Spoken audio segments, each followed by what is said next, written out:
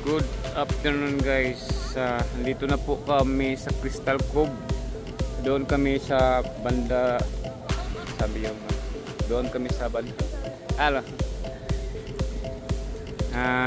Na punta kami, umikot kami doon.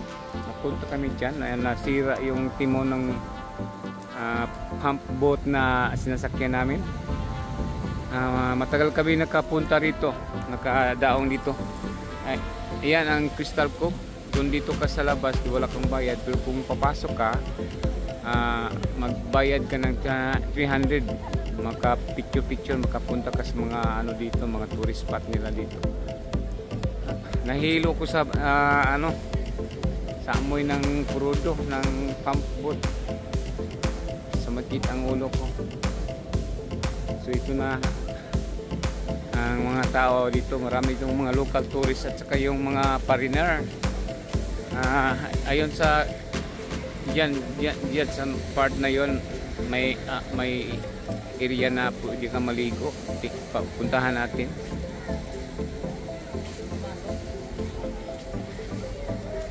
May dumadaog na bagong dumadaog na may darating pa. Maraming pupunta rito sa Crystal Cove kasi pag mag-island hopping ka, ito ang pinakalas na puntahan mo sa island hopping.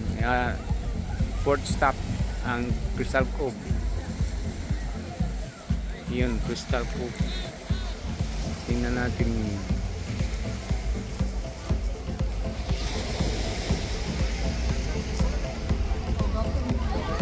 Crystal Cove.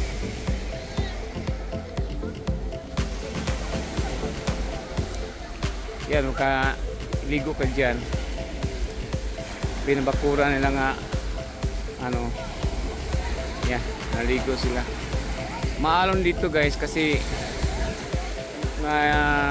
patungong naglutay na. Pag lutay palabas na ang tubig dagat, at sa gitna na yan maraming mga rock formation, so that's why ang alon ay malaki.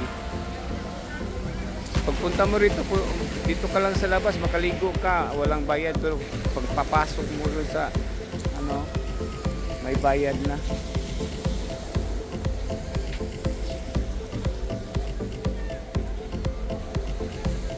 Ito rin, tingnan yung pa rin nagkasanbad na ko. Ang hirap yung ma-sunburn.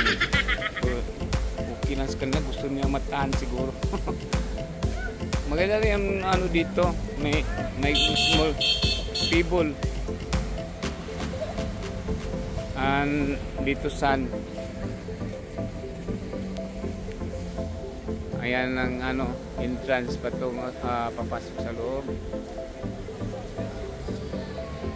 Kung gagamit ka sa CR, walang bayad, pasok ka doon. Isa-isa lang sa grupo.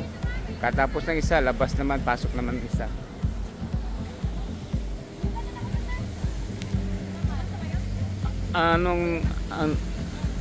Na-occupy ng Crystal Cove guys, parang 1, 2, 3, 4 o 5 na small islands, small islets. Ang ito pinakamalaki itong dito na dinadao nga namin. May nagtitinda ng niyog. Yan. Bising-busy ang pasok tayo sa loob.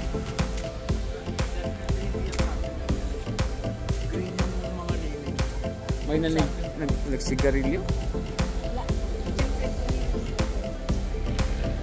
Ay, naku. O tingin naman dito. Smile.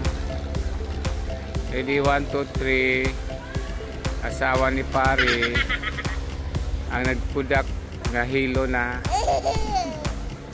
Thank you.